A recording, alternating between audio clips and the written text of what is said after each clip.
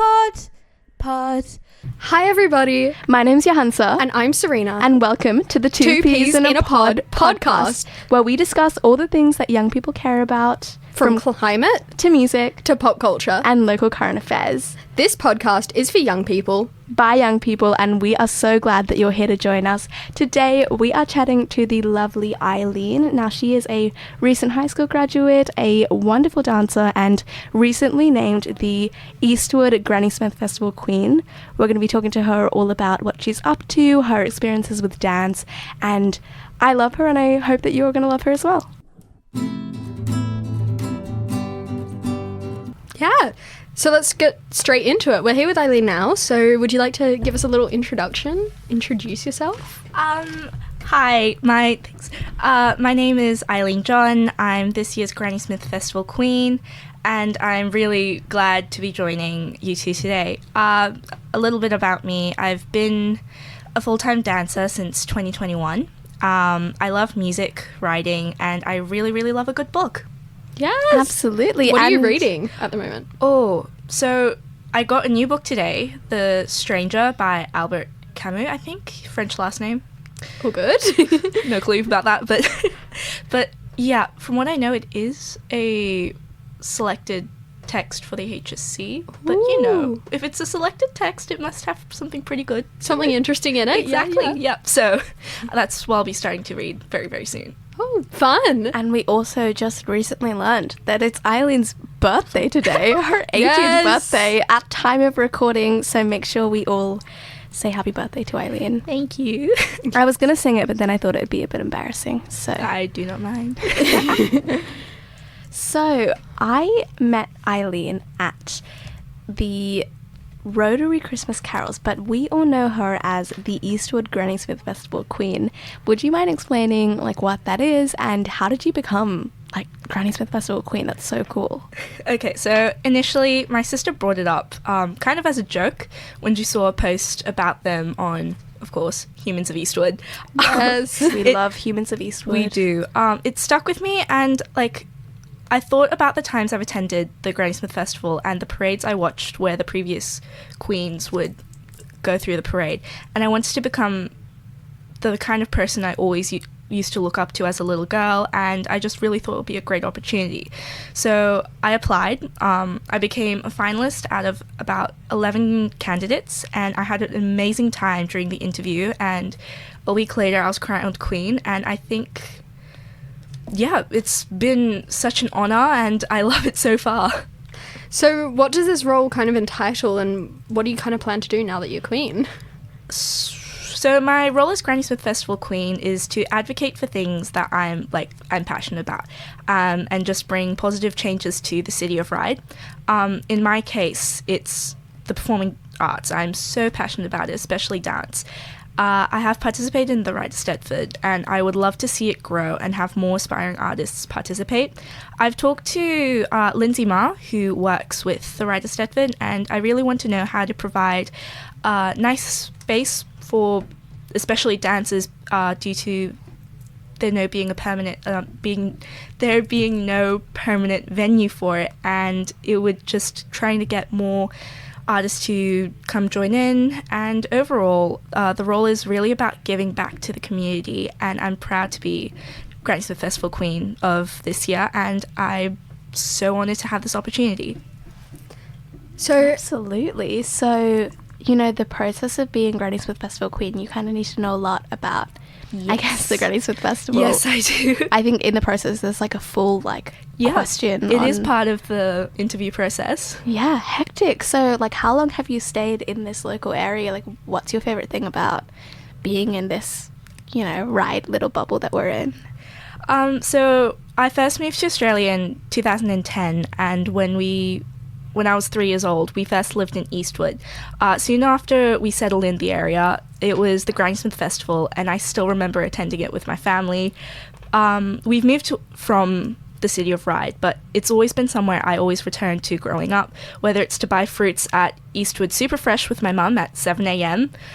on the weekend, or to watch a movie at Top Ryde City or Macquarie Shopping Centre. And whilst I still have many memories that I've made in the area, my favourite place to be has to be Rhapsody Studios in Gladesville. Sheridan Grayson, the owner and the artistic director, and Felicity Knight, the most amazing ballet teacher that I've ever had, have really shaped who I am and what I'm doing today. Of course, all the other teachers are amazing as well, and each and every one of them believed in me since day one. Absolutely. Shout out to Rhapsody Studios. So you are a very good dancer, if I must say so. You are an incredible ballet dancer. What is it about ballet that kind of drew you in? Just everything about it. Like, as a little girl, it was about the pretty dresses, dancing on my toes, and as I grew older, I learned how to accept it as an art and how there was so many aspects to it that no one really talks about. So it's just the endless amounts of knowledge and improvement, the discipline. It's everything I've ever wanted and more, and it's something I definitely want to keep doing in the future. So you told us you've been a full-time dancer since 2021. Can you tell us about that? So I left school in 2021 when I was in year 9, and I started dancing full-time at Alegria Dance Studios, which was in Woolloomooloo, but they have moved since. And basically it was just, the schedule would go from we'd start at around 9:45 or around 10 o'clock, and we'd finish at 4-ish. Normally we always had a ballet class in the morning, and then we'd be going into either pas de deux, which is partnering for dance, or coaching, point, just a lot of refining our training. And then in the afternoons we either had more coaching classes for upcoming competitions, or we had contemporary, because it is very important to be a versatile dancer in this day and age. And then we always finished our days with a theory lesson. So it was just learning about dance theory, music, composition, how to create our own things and how to analyze our own dances and such. And then on Fridays we always had a session of sports psychology, just reflecting on how the past week has gone and what we can do to improve it for the following. Yeah. Did you have to do any academics while you were... Oh no, 100%. After I left school, I joined online education with Sydney Distance Education. So I pretty much did what everyone else would be doing in year 9 all the way through to year 12 until I graduated, just all online. And it was honestly such an amazing opportunity. It was different, comparing my life with my friends. But if I could go back, I wouldn't change a thing. Yeah. So what was it like kind of balancing the HSC, which is obviously a quite heavy commitment, with all of your dance programs? It was absolute chaos. I do not think there is any other way I could put it, but I got through and here I am. So keep moving forward. That's all I have now. So what are your plans for the future? My plans for the future at the moment, I will be studying starting from mid-February at Edith Cowan University and Western Australia Academy of Performing Arts. I'll be doing a Bachelor of Arts in Ballet, and I'll be moving from home, which is rather unfortunate, but I love what I do and I'll keep going for my career. And so this out-of-home experience, what do you think that's going to be like for you? Are you excited? I'm so excited. It'll be nice being in a new environment. I think it'll be definitely different. I've heard that Perth is very different to Sydney, but, more stones to turn and more things to learn, and I think that's all that matters at the end of the day. So would you like to become a professional dancer? Oh, 100%. Yeah. I love being on stage. It's my favorite, probably one of my favorite things. I love to perform, and that's all I really want, as long as I'm on stage, regardless of whether I become famous or not. I mean, of course, if fame comes with doing what I love, then I guess it's a win-win, but as long as I'm just performing and doing my thing, that's all that matters. Do you have a dream ballet you'd like to be in? Of course, I would love to be in Europe. That is the ideal, but hopefully if things go well at WAPA, the academy I'll be at, hopefully I'll be able to go with Western Australia Ballet. If not, they have a couple of connections with Singapore Ballet as well, and that for now would be more than, like, that would be the dream, as long as I'm just in a company doing what I love. And do you have a favourite show? Ooh, I don't think I can answer that. There's Yeah. too many things. Like, I love everything. It's like in its own way. It's just, I guess art is so subjective that you can't really like pin one thing down. Yeah. What's your favourite ballet, Serena?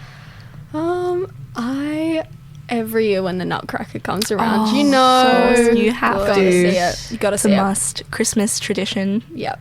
So I really like that. I'm not a big I really wanted to do ballet, but I'm a bit old now, so I don't know if I have the skills for it. There is never an age to when you can start ballet. That is something I will reiterate forever. If you want to start anything, like, just go for it. Don't be afraid. Just go for gold.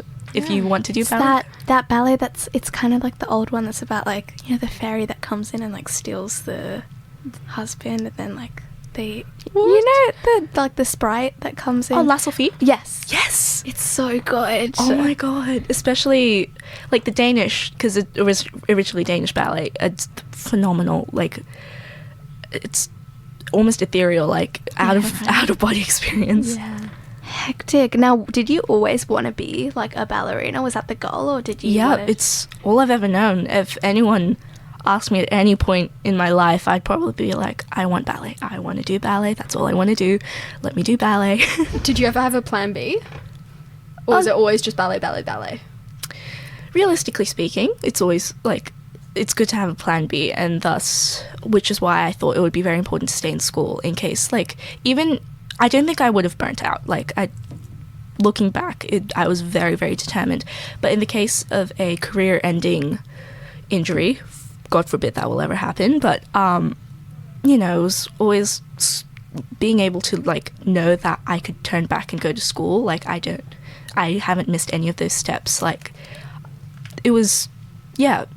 But if I had to choose a plan B, it would either be nutrition or something that, like, very word-heavy You like courses. English Yes, and of stuff? course. Yes, I love. And you told us you've been learning languages. That's one of your passions. So what Yes. are you learning? Oh, my Duolingo currently consists of Spanish, German, and my newest addition is Russian. Just a big challenge for this year, but it's going to be something really good for my brain. Yeah. Keep Do you myself want to thinking. say something in a different language? Oh, that's Or such any a of scary our- Oh God, idea. please no. No. No, I'm not confident. Well, if I've been speaking French for 4 years, and if you asked me to speak French, I'd be like, no. Give it a go. No. Ah, okay. You know, what age did you start really getting into ballet? So you said it was like grade 9 was when you stopped going to school. Yeah. But like, was it before that? I started taking it a lot more seriously towards the end of primary school. But prior to that, I was doing a lot of extracurriculars. Like, I was doing band, swimming, scouts, acting, dance, of course. And it got to a point where I started having to narrow down my commitments, so I didn't spread my focus and energy so thin. And it was actually a pretty easy decision for me, because I loved dance, and that's all I wanted to do, and thus I stuck with it. And yeah. Amazing. So you mentioned like the University of WA. Yeah. Like, why Perth? That's like so far away. Is there any? So it's the only course in Australia, like it's the only university in Australia that provides that course, actually. So if I wanted to keep studying and do ballet in Australia, that's the only place I could really go at, like, for tertiary education at least. But yeah. Very cool. So has it always been ballet? Did you do any other styles of dance? Yes, I did actually. Prior to ballet, it was I did the 3 ballet, tap, jazz, like As you should. As everyone does. As everyone does. And then, like, that was when I was little, and then I really stuck with tap, and I only quit a few years ago because classes were running a little too late, and, you know, I need to sleep. Tap is always the last on the schedule. It's such a shame. But yeah, and then now it's just ballet and contemporary. Yeah. Incredible. Very So if you had any, like, if, say, for example, I really want to start ballet. Yes. Do you have any advice for, like, maybe older ballerinas that want to start ballet? Well, what advice would you give them? Just do it. Don't be afraid. Like, even if you feel like someone's going to be judging you, and even if you feel like you're slightly behind of everyone else, that shouldn't be a reason not to try. It's always the effort that counts, and just if you want it, do it. If there's a will, there's a way. That is always something you should have in mind. Incredible. Yeah. Would you say, you're quite disciplined as a dancer? I feel like generally I do like cultural, like traditional dancing. Serena's a very experienced dancer. I feel like dancers tend to be quite disciplined, quite driven. Would you say you run by, like, I feel like dancers, we run with a schedule. Like, there is a mental schedule in our brain. And especially starting full-time, like, I was up at this time, I was ready by this time, I went to, like, go to full-time at this time, we started at that time, and just, it was like clockwork. Even, like, sometimes during the holidays, we had a week break, and then we'd be doing seasonal intensives to just keep our training up and be preparing for, more competitions. And constantly, it was a never-ending cycle, and I feel like you run through discipline, but, like, without a choice after a while. It's just something that's ingrained in you. Hectic. Do you have any, like, pre-show rituals? Oh, like some people have, like, those superstitions, like they have to do. I have my lucky leg warmers. Oh, they come with me everywhere. And normally, like, what color are they? Oh, they're grey and blue. Oh, yes. This is a new combo. I really? feel like I've never. They're from Bodil. Oh, so I love them so much. They keep me so warm. And then part of my pre-show ritual is listening to a song that I'm, like, obsessed with in that, like, time.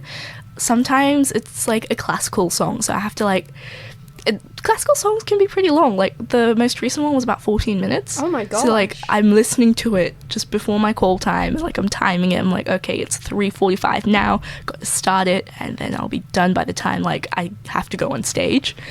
But, drink electrolytes 30 minutes prior, eat a tiny bit 2 hours prior, like, it has to run that way, otherwise, like, I start freaking out.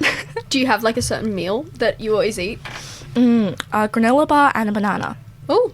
It gives me enough energy. It doesn't make me feel, like, too fatigued. Yeah. Doesn't, like, keep me too fatigued. Like, it doesn't make me fatigued, doesn't make me too full. It's, like, just the right amount for performance. Yeah. So, and then afterwards, like, I would go out and actually buy some proper food. And you said that you always have this kind of song. What's your song at the moment? Oh, Eyes Without a Face by Billy Idol. Oh, it is my favorite song at the moment. What a choice! That is a great song. Did you ever have any, like, stage fright, or were you just? Oh no, 100%. Being, like, knowing that there are so many eyes on me in that one moment, like, it's terrifying, but it fills me with adrenaline. Like, it makes me so excited as well, though. Like, all these people are watching me at this moment. Like, I can't let this opportunity go to waste. Incredible. Now, has there been any, like, memorable performances that you've given that's just like, that was my, like, prime? Ooh.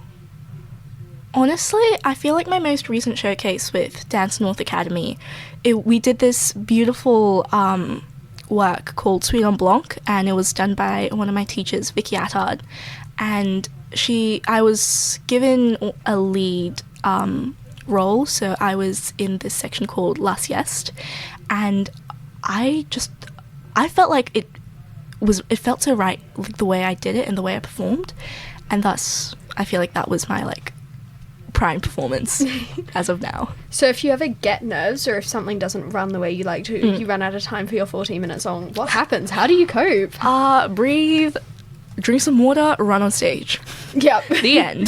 The show must go on. Show must go on. Best advice out there. What about, like, fatigue once you're doing all of these shows? Do you have, like, a certain, like, ritual or routine that helps you? A lot of stretching, a lot of like massaging and like rolling my muscles out, I do know that like I tend to have a lot of lactic acid build up in my legs and my back, and I know if I don't like try to get rid of a lot of it, I will be in a lot of pain the next day. Yeah. And so it's just, I leave about 2 hours of my day after I've done everything I have to just keep like calm down, like just keep my body calm, and yeah, keep just no stress, everything will be fine. Do you have like a post-show ritual? I know I personally, Ooh. Honestly, not really. I just go home, wash the makeup off, get the hairspray out of my hair, sleep. Yep. Sounds. And then I like, it's all a tomorrow My problem. post-show ritual is so like unhealthy. I always like go out, get Macca's, come home. Ooh. Like when I'm washing the makeup, I'm like watching a TV show. Honestly, like if it helps you relax, that's all that matters. And like going to Macca's after a show just hits different. right. I feel like dancers eat so unhealthily, like during show runs. Like I'll like so clean throughout the year, Yeah. and then it gets to the show run, and it's just like Macca's 4 meals a day, Yeah. like 6 bags of lollies. Oh my god, yeah. But it's always like after the show, I feel. Because like, Oh no, for us it's during, oh really? before and during. Honestly, not really for me. No, maybe that's just me. I like backstage with my gummy snakes. No, like no, 100% though. Like I know, like I was a backstage hand for one of my teachers' performances called Gold. It was about the Australian gold rush, and it was a really eye-opening experience actually, because I was running out for props, like helping around costumes and hair, and a lot of the time it was also running for snacks for like the quarter ballet and like the leads. But it was so amazing getting to know like and networking and seeing the behind the scenes of like the director and manager's perspective. Yeah. Like, because I've always been the dancer, never backstage. yeah, and it was Yeah. a phenomenal experience though. That's so cool. I have this one other question before maybe we go on a break. Bit of a personal one, so it's okay if you don't want to answer, we can cut it out. I think dancers tend to be quite like perfectionistic. Yeah. Do you ever have that going on? 100%. Yeah. You start like running in spirals, just you like, especially if there's that one thing. For me it's turns, and the amount of times I have like gone through my lunch break trying to turn, and like, you know, unfortunately like my coordination doesn't run that way, and I've, you know, sometimes you got to accept that, but at the same time I'm so determined to be able to do it. And like, or if there's this crazy step that I saw like some professional do, I want to do it, and then it's just I keep doing it. If I can do it vaguely, that's not enough. Like, you got it, like I have to keep doing it until I have it down perfectly. And honestly, to any of the artists, athletes, dancers listening, understand that's not healthy. Yeah. And that it's okay if you can't do it, and you always have tomorrow to work on it. Just take a breath, take a breather, and sometimes that's what helps the most. That's such beautiful advice. Thank you so much. We're going to go into a quick short break now. Afterwards, we're going to talk about, you know, what it's like being Granny Smith Festival Queen. So we'll catch you straight after that. Stay tuned.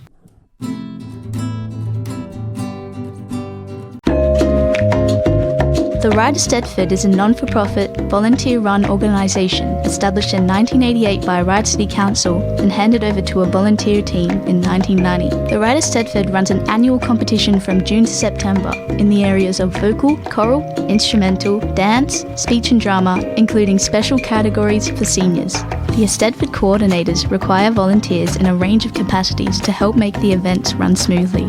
Check out their website, ryderstedford.org, to see the many volunteering opportunities that are available and support your local community.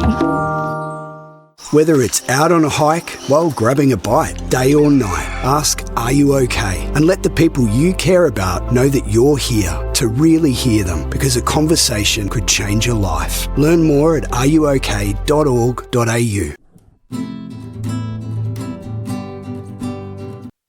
Hello, everybody, and welcome back to the Two Peas in a Pod podcast, where we are joined with Eileen. Now, we are going to chat to her a little bit more about the Granny Smith Festival and how she became pageant queen, and also a little bit more about her lovely ballet adventures. So what was the process like in becoming, Granny Smith Festival queen? I said pageant, but it's not really a pageant, is it? I guess, technically speaking, yes, but, everyone says it's more than just, being pretty face, the end. It's all about knowing the context behind the Granny Smith Festival and having something you're passionate about and something you can bring forward to the community and help the community progress in that aspect.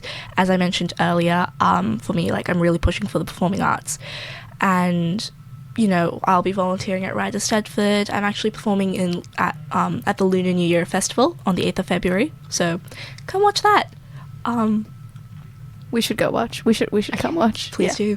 What else? So what is it about performing that you want to try and bring into the City of Ryde area? What are your ideas? I want just more opportunities for people to be able to share the same love of dance that I have, whether it's just through community events, creating more community events as well, fundraising. It would be amazing to have that in our community. Absolutely. So have you ever tried any other type of performing, or has it always just been ballet? Well, mainly just ballet. That I really don't remember much more than just doing ballet. I've done all my RAD exams. Yes. I did a couple of Chichetti exams. What's the exam process like? Because I did AMEB for instruments and stuff. Honestly, is it similar to it's that? actually I like comparing it to music exams, because you have the set work and then you have to perform a dance, or for music it would be a set piece of repertoire, and then you're graded off that. You're often given I think it's where you have to sight read a bit of.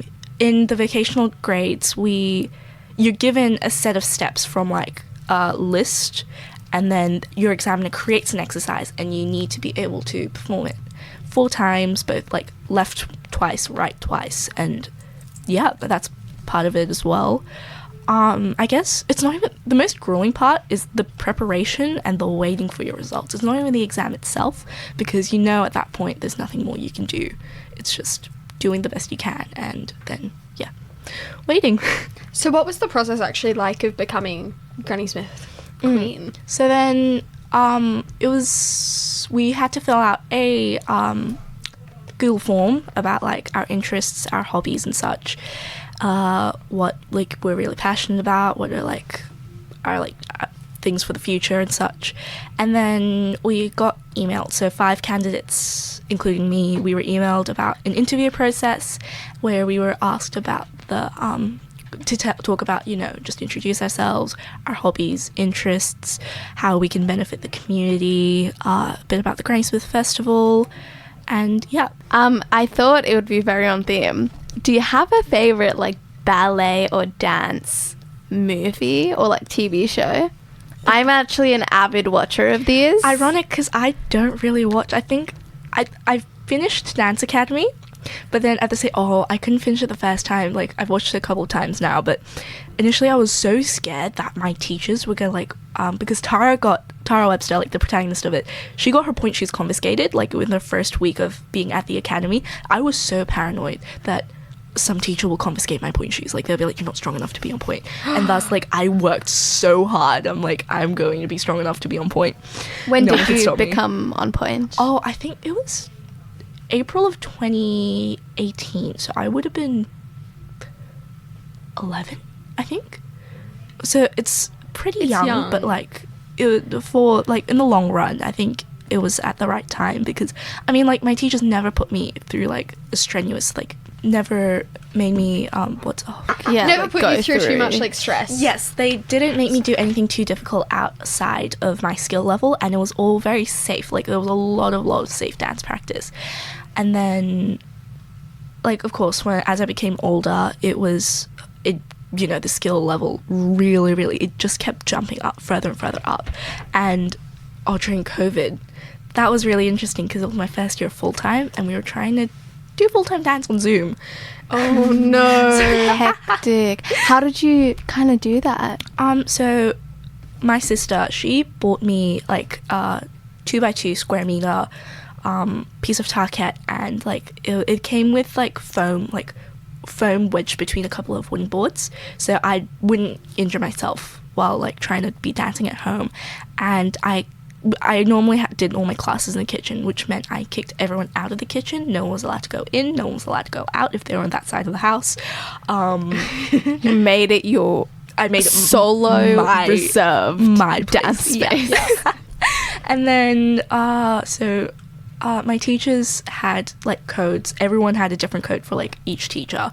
And then so we just pretty much followed our day-to-day schedule, but just on Zoom, which was really, honestly, COVID doesn't feel like it. Like, it feels so surreal. Like, It feels like it never happened. yeah, It feels like a fever dream that was there it for 2 truly years. does. A fever dream that like the only reason I remember is from like the videos and like the photos of like that era of life. But How did you mirror the dances? I know, because I do just like regular cultural dancing. Like, I got so lost on Zoom. I fell so far behind because like so for ballet was fine because it was like something that I've like known for so long. Contemporary was interesting because we couldn't like, I was rolling into walls, chairs, the fridge. I remember trying to like doing hip hop and trying to learn like freezes Yes. at home during Zoom, Yep. and the injuries so bad. Oh, the bruises. Yeah. Insane. And I feel like it was really hard, like injury-wise as well, because there was no teacher that could like probably guide us to do things safely. Like we were compromising like muscles, and like our joints were not like in a place where they definitely should not have been. And in terms of like mirroring and stuff, for my like first few years of full time, we did Spanish, we did flamenco. And that was very interesting because of course we were using castanets, and so my teacher would just be shouting instructions. She would demonstrate the step, and she'd be like, okay, we're going to do it 4 times on the left, and make sure you're also doing it 4 times on the right, so like we know both ways. So when we come back into the studios, once like lockdowns were, you know, easing up, we'd just be able to know. Like, it wasn't too difficult for us to re-mirror it if we learned it the wrong way. What most of us did actually was just mirror our teacher's camera. You can do that. I think so. Or it's either I mirrored my like it was one way or the other, or we taught her how to mirror her camera because we were all freaking out. And how was it staying motivated during COVID? Like, if you didn't know performing arts were going to come back. Oh, deep inside, we all knew. Like, we were like, We knew, surely but it'll come back. Did with you ever time. have a bit of like fear about it, or? Not really. I'm like, yeah, no, not really at all. Did you struggle with motivation throughout it? I feel like the boredom settled in really quickly, Yeah. like, because also, like, my me time was being on the bus and, like, just listening to music, going across the Anzac Bridge and, like, all that. But then once that was, like, kind of revoked, I just didn't really know what to do. I filled a lot of the time. Like, I feel like that's when I really started getting into reading. Yeah. Not much else to do. Really, no. And I feel like out of all, like, people were crocheting, knitting, like, baking. No, I was just happy with reading. Yeah. Nice. Oh, no, totally fair. Were your parents like always supportive of you going into dance? 100%. I don't think they really expected me to be like take the path as far as I've gone as of right now, but they constantly tell me that they're willing to support me however they can with ballet, and I've always felt it. They've loved and supported me unconditionally, and they really pushed me to be my best, and I'm so grateful for all the support. Yeah. That's so Incredible. beautiful. Now, I know you said you don't watch a lot, which I find super weird, but what is your favorite like ballet show or movie? You could go like Find Me in Paris, The Next Step, Funny, I haven't watched Dance either. Academy. Dance Academy? I've got Center Stage. the horror one. Black Swan. Black Actually, I really Swan. loved Black Swan. It was good. horrifying, to say the least, but it was, the metaphors within it was like, something I really, really enjoyed. I love something with like a deeper meaning, like or like dual meanings. Are you like a Broadway fan? Do you follow like? Yes, I do actually. What's your favorite show? Oh God.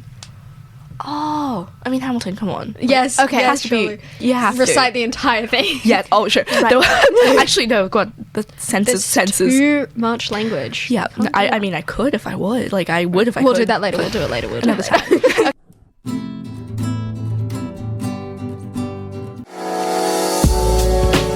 Hey guys, it's Gabby from Phoenix House Youth Services here. Phoenix House provides early intervention support services and case management for young people within North Sydney. If you're someone you know needs support to finish school, get work experience, life skills, individual and family counselling, we're here to help. Reach out to us on www.phoenixhouse.org.au. Women's Legal Services is a community legal centre that provides free legal services to women. Their mission is to promote women's access to justice and provide community legal education, particularly for women who are disadvantaged. Their phone number for general advice is 9749 5533, and for their domestic violence advocacy service 8745 6999. The service is not available on Wednesdays.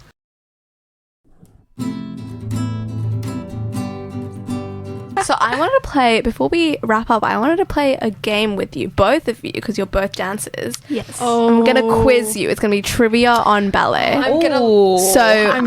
I haven't done ballet so 9 Well, years. you know French, so you're gonna That doesn't you're mean gonna anything. thrive. In the vocabulary aspect, I bet There you will is be a ahead. couple of different categories. We've got vocab, we've got general knowledge, and we've got ballet shows. Sweet. So- I'm going to lose. I'm putting that out there. The turns may be tabled. We can also do it later. We can do can you dance the step that I'm going to say in French? That's not going to happen. That's not That going to will happen. happen. It might. Okay, so à la seconde. Second. Well done. That was Did I get that fast. first? I think it was Serena. Oh, let's It go. was. Okay, one. Snaps for you. Okay. I'm sorry about the pronunciation. Oh, good. Battement de charge. Oh, Battement de Gage? Yes, that's what she's. Oh, I actually don't know what it means. I know what the step is, but I don't know what it means. I could Yeah. just describe this step. It's like Battement tendu. So you're just from position, you extend your leg in devant, second or derrière, which is front, side, and back. And it's just you compared to a Battement tendu, you don't close it, you just keep it out in the extended position. I say that's point for Points you. to Eileen. Are you tracking this? Yes, I am, just in case. Coupe. Oh, to cut. No. Yeah. Yes. Yeah. Well done. I was like, I know this. Développer. Develop. What is the move though? Oh god. Oh, It's like from a position, you go into retire and extend your leg. You're right. Yeah. I was just going. You go up and out. Right. Can you see it? Can you see the? No, I feel can't. Okay. I good. need glasses. She has an advantage. Entrechamp. Entrechamp. Yeah. Entrechat? Yes. I don't know how to pronounce anything. Entrechat. Yeah. Entrance cat. What? How do you spell sha? That last part. CHAT. Yeah, cat.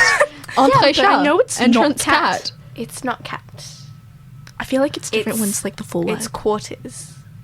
Oh my god, I'm learning more about ballet. I'm learning more about So it's French. like when the feet cross in front and behind each other. That makes sense. Fondue. To melt. Yeah. Yeah. Think about cheese. That's exactly what I was thinking. Pas de basque. Oh, step of the basque. Basque step? I guess you're right. Yes. Yeah. Fun fact, they're an ethnic group in the south of France and the north of Spain. You get 2 Wow. points for that. Well done. Surely. Okay, final one for the vocab category. Deciding factor. Piqué on arabesque. Arabesque. PK means to prick, or like, Yeah. but In arabesque. Would that just be like you're in an arabesque and you just. I mean, the step is like you, from a fondue, you would go into an arabesque, like, on demi-point. Peak in arabesque. I can demonstrate it, but I can't explain. We'll do it later. Okay, one final one then. Let us do pas de chat. Oh, move of the cat. There you go. There we go. All right, now This is general knowledge category.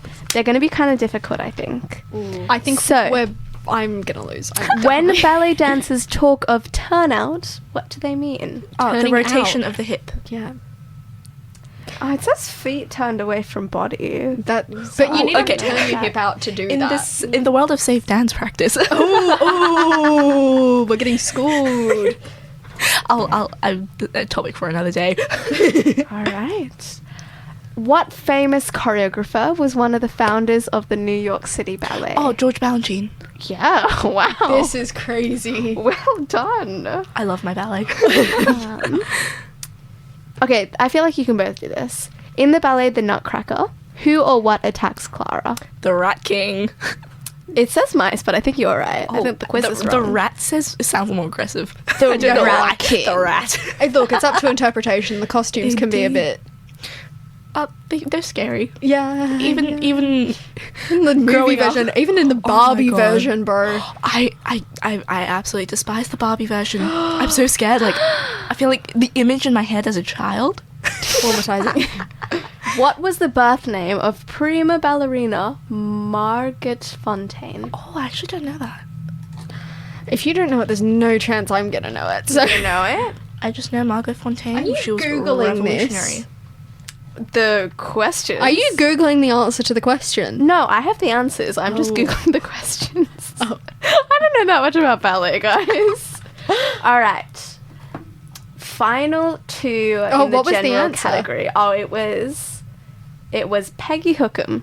Oh, you Maybe learned something something new. to Margot Fontaine. Margaret Interesting. Fontaine sounds better. Stage real. name. Yes. What is a ballerina and where did they come from that inspired the pavlova dessert? Oh, Anna Pavlova, who was Russian. Yeah. Well done. And she was Russian. Oh wait. Okay. I was thinking What about British New Zealand. ballerina? She's not New Zealand. Wait, hold on. Even Can I know explain that. this story? Because I actually know this story. She came from New Zealand. She came from Russia to New Zealand, and they have a dessert that's like about this. Yeah, they have a Yes. dessert that's like a pavlova in Russia, and she was like, she tried to describe it to them, and then they made the pavlova, and then Australia took it and called it their own. How dare Australia? Girl, we did that with Lamingtons. I know. Not surprised. Who is considered the father of classical ballet? Marius Petipa. It says King Louis the Oh, King Louis. Yeah, No, 14th. okay, to be fair, like, if we go back into dance history, Way back. in the courts, like, it was, like, originally, one of the eras of classical, like, ballet evolution is the Rakai era, which is where King Louis, it was, like, he, like, it was a lot of, like, the court dances, minuets and such, which really inspired pas de deux. Wow. So, yeah. You know your French history. All right. Final one. Yes. What British ballerina ended her 20-year career in ballet at the Royal Opera House in 2007? 2007? Who died then? Before I was born. That's when I was born. You gotta know your ballet history. Who No, I- retired in 2007? I have actually no clue. Yeah. No, so it's about a certain ballerina. Yeah. Yeah. I don't British. know. No clue. Darcy Bustle. Oh my Darcy god. Bustle. Do you guys know her? Yes, she's the president of the Royal Academy of Dance. Oh wow. I'm gonna do one more. Okay. What happened to I'm gonna name 4 ballets. Which of these ballets was not written by Stravinsky? So Firebird, The Rite of Spring, Petrushka, and Guyenne. The I Rite wanna of say Spring. Rite of Spring? I actually don't know. I don't have the... oh no, wait. Let me check. No, I don't. Oh. oh no. No, it was Guyenne. Really? Yeah. And who was that by? I don't No. know. Okay, fair enough. That's all right. All right. I think we're gonna cut that. You won. Congratulations. Thank you very Well, much. how did it you was, win by? It was a It good was, game. it was a great game. Good game. Now we're going to wrap up, but before we wrap up, on our podcast, we do this thing where it's like the 3 final questions. Mhm. So, if you could name your favorite song or movie, what would it be? Okay, so I have an answer to both. The greatest movie of all time, in my very humble opinion, Dead Poets Society. Yes. And any song by Is the album The Tortured Poets? no, that we has do not nothing to talk do about that. So what's your favourite song? Oh, okay. As I said earlier, Eyes Without a Face at the moment, but Yeah. also any song by The Smith or The Neighborhood. Oh, that's so sad. I love. I love the Smiths. And if a double-decker bus. Watch 500 Days of Summer. I Anyways. still haven't seen it. I'm too scared for my emotions. So, if you could have a magic wand that grants you anything you want in the world, what would you do with it and why? Okay, so I've been dancing since I was 3, and it's a pretty expensive hobby, not just the classes, but also the competition fees, but the leotard, and also the leotards, the costumes, the number of different shoes, and it's a lot. And if I had a magic wand, I would love to provide for all children who would love to dance, but are unable to because they don't have the financial liberties to do so. That's something I would want to grant. Yeah, it's Amazing. beautiful. So if you could tell a young person listening any piece of advice, what you say? So to everyone listening, do what you love. Don't let anyone pave your path of your own life. And even if there's a hobby that you really want to try, just go for it. And for all my fellow athletes and artists, if there is a will, there is always, always a way. And don't spend too much of your time comparing yourself to others and being jealous of what they have, because trust me, I've been there. And as long as you know you're doing the best of what you're given, you'll always be moving forward. That's so beautiful. So before we let you go, is there anything you'd like to shout out? As I mentioned earlier, Rhapsody Studios, thank you so much for everything you've done for me, and if you're ever looking for classes, Rhapsody Studios is the place. And also, if you ever want to keep up with what I'm doing, my Instagram is Eileen Jeon with 5 E's in the in between. I don't post very often, but I will be posting more with my trip at Perth. So yeah, Do you want to just spell that? Like, EILEEEENJEON. beautiful. Amazing. Thank you. So, thank you so much, Eileen, for being here with us today. Thank you so much for having me. It was so great to hear about your experiences as both Granny Smith and with ballet and growing up in it. It's just been absolutely a pleasure. Thank you so much for coming in. Thank you so much for having me. It's been so much fun. Amazing. This was the Two Peas in a Pod podcast with Johansa. And Serena. In association with 2RR 88.5 FM. I am so glad you tuned in. But now we have to peace out. Peace Peace out. See you next time. Bye.